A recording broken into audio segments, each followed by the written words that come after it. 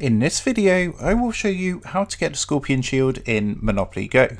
So let's jump straight into it. So here we are. As you can see, I've actually unlocked the Scorpion Shield, and in order to get hold of this, what you're going to want to do is actually an event at the moment called Egyptian Adventures. So what you need to do is actually go around and collect pickaxes. And you can do this by completing things like the daily wins. There's also spaces on the board which you land on where you can obtain pickaxes, as well as completing the different milestones on the current in-game events.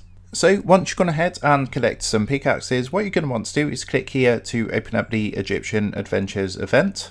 And from here, what you can do is use your pickaxes to go ahead and dig through these blocks. So I've currently not got any pickaxes at the moment, but what you would do is go ahead and uncover these blocks. As you can see, I'm currently at level 15 of 16. There's 16 levels in total, and every time you uncover all the hidden items, what you're going to do is receive a chest with different rewards.